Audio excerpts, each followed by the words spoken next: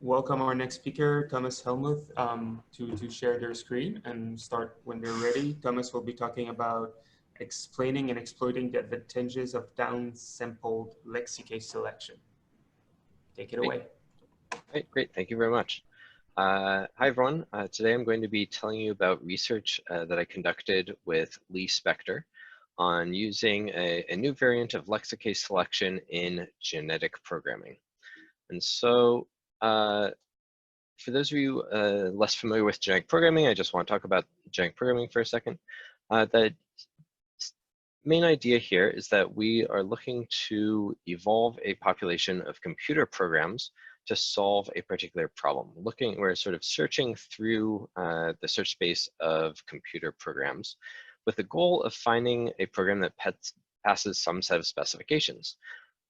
For the problems that I'm looking at, and what is common in genetic programming, is to use input and output examples as the specifications. In other words, for each particular input, we run the program, see what output it produces, and use the difference between the program's output and the desired output as an error value to evaluate how good each program performs.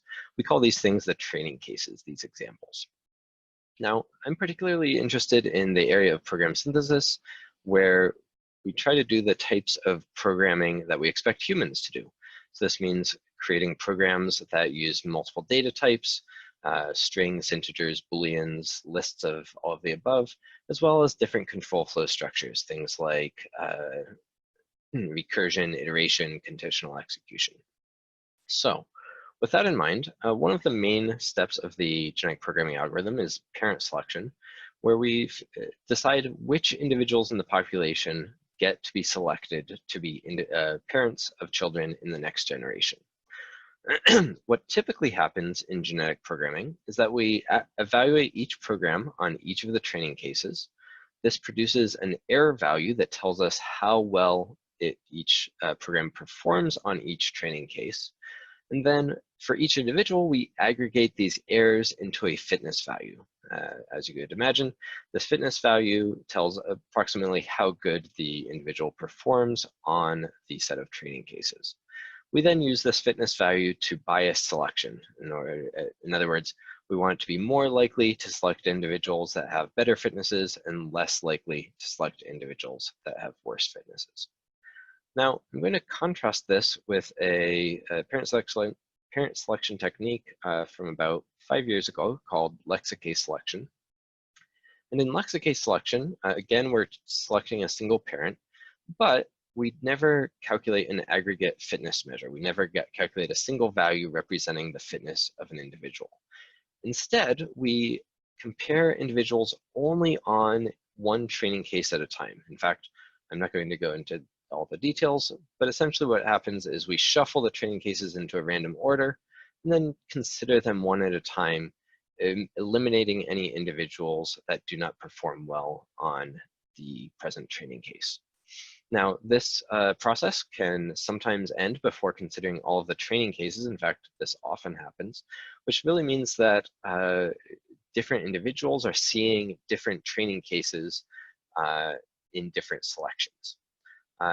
In some ways, this could be considered a quality diversity algorithm, except for on a large dimensional behavior space. Typically, we have on the order of 100 to 200 training cases. And so sort of is able to optimize on that larger behavior scale. Now, this particular talk is going to focus on a relatively recent variant of Lexicase selection called downsampled Lexicase selection. And in downsampled Lexicase selection, we use a random subsample of the training cases each generation. In other words, each of our programs, we only evaluate on that subsample. And what this means is, you might think, why would you do that? That means you're getting less information about how well each program is performing. And that while that's true, it also means that we're using fewer resources to evaluate each program. We're executing the program a smaller number of times, only once per training case in the subsample. And what this buys us is that it means that we can evaluate more programs within the same execution budget. So for example, we could increase our maximum number of generations. We could do so proportional to the subsample level. So for example, if we have a subsample level of 25%, in other words, we're only using a quarter of the training cases each generation, this means that we can multiply the number of generations that we evolve by 4. Now, this sort of buys us evaluating more individuals in the population. You could imagine that that could lead to increases in performance. And so in this talk, we're going to look deeper into downsampled Lexicase selection and specifically look at how much it improves performance, as well as looking at some hypotheses as to why it improves performance. So before we get into some results, I want to talk about some the experiments that we conducted. Here we're using 12 problems from the General Program Synthesis Benchmark Suite. This is a set of benchmarks that ask you to generate the types of programs that we expect humans to write. So that means they, again, as I mentioned earlier, they have to use multiple data types and control flow structures. These experiments used the push genetic programming system, which evolves programs in the push programming language. Push is probably a language you've never heard of, and the reason for that is it's a language not designed for humans to write in, but designed for genetic programming to evolve programs in. It turns out it's really good for evolving programs, and it's really bad for humans to write. I've had to write a few push programs, and it's not something that you want to do by hand. Now, below, there are some parameters for our system. I want to point out 2 in particular. One is that we're standard using 300 generations, but as I mentioned earlier, we can actually run for more generations when we're using downsampled Lexicase selection. And the other is that we're only using one genetic operator here, a uniform mutation operator that takes a single parent, mutates it, and uses that mutation as the child. So there's no crossover in the system. The reason for this is based on past results. This has given us the best results to date. So the first thing I want to look at is some benchmarking of downsampled Lexicase across 12 benchmark problems. Here we have 12 problems on the x-axis. We have the number of successful runs out of 100, GP runs on the y-axis. And you'll notice that we're using 5 different subsampling levels.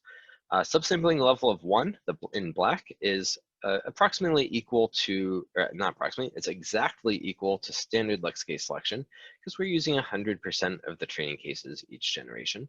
And we go all the way down to a subsampling level of 0.05, where we're only using 5% of the training cases each generation.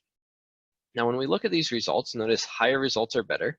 And across almost all of these problems, besides the easiest 2 or 3, we see much better results at almost every subsampling level when using downsampled Lexicase selection.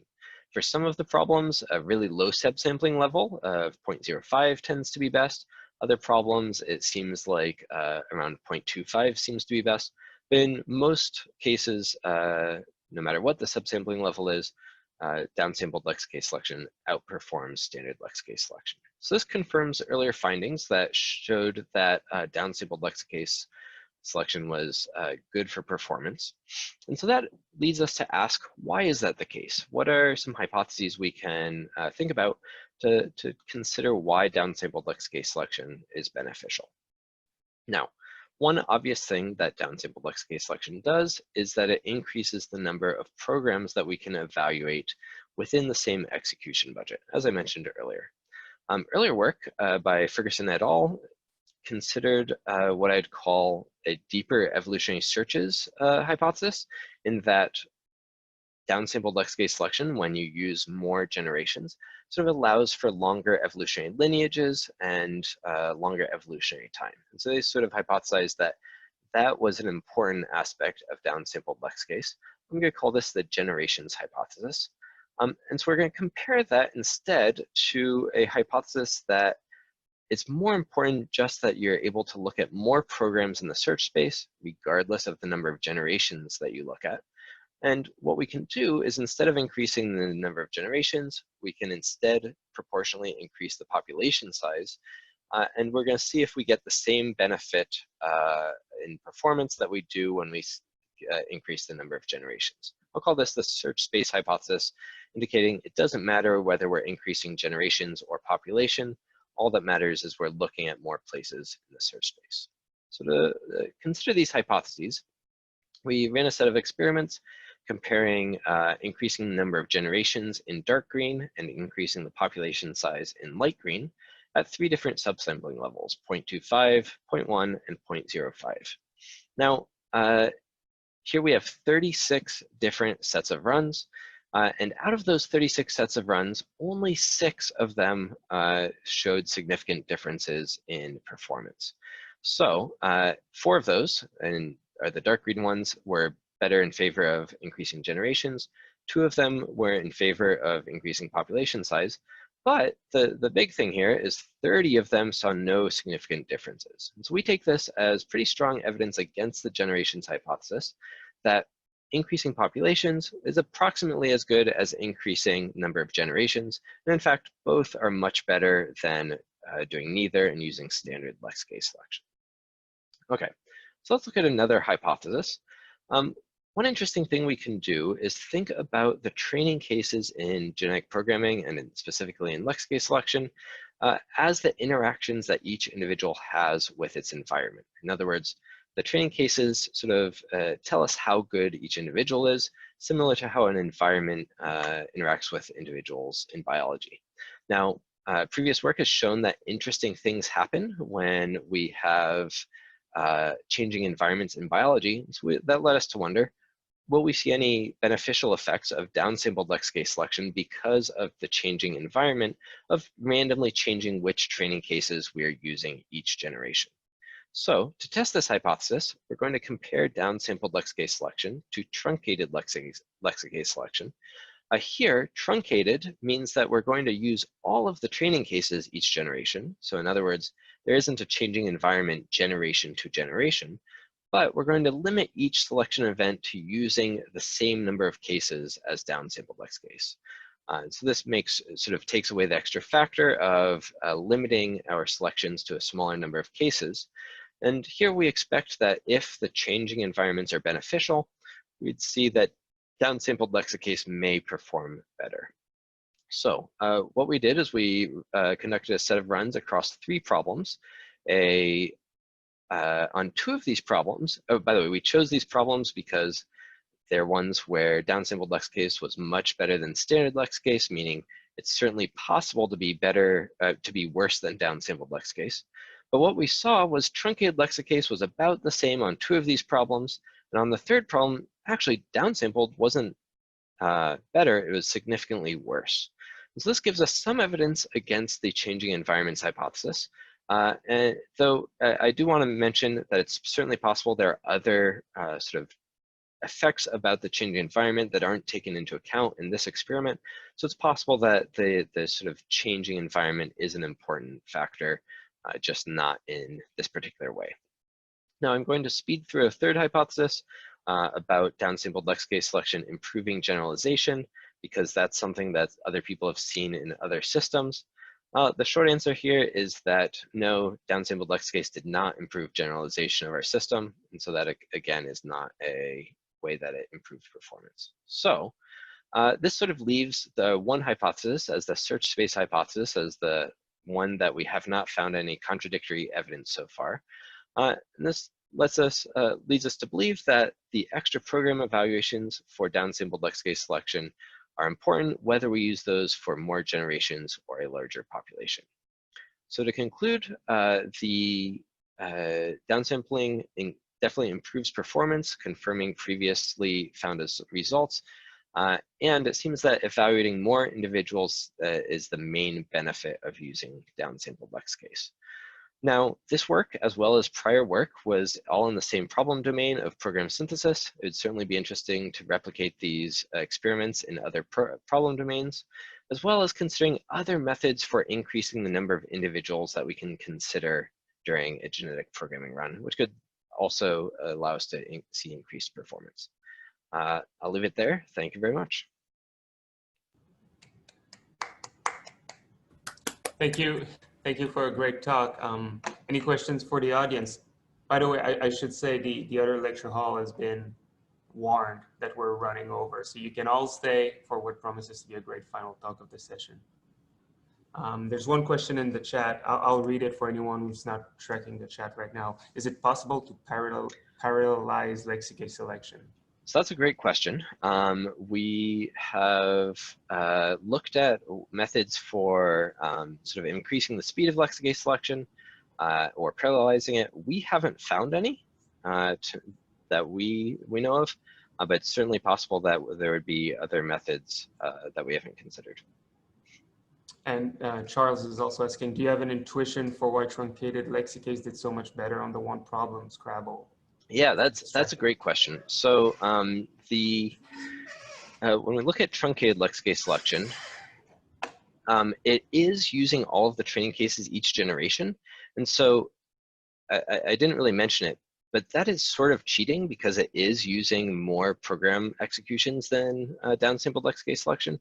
So I should have mentioned, I am not at all saying that you should use truncated Lexicase instead of downsampled Lexicase, because it actually uses more program executions. But in this context, for this experiment, we thought that there might be other effects at play. So anyway, the sort of take-home message is downsampled Lexicase is certainly more beneficial than truncated Lexicase. And probably the difference is that we were able to use more program executions with truncated Lexicase selection. Okay, thank you very much, Thomas. That was great. Great, thank you. I'll pass the screen sharing to our final speaker of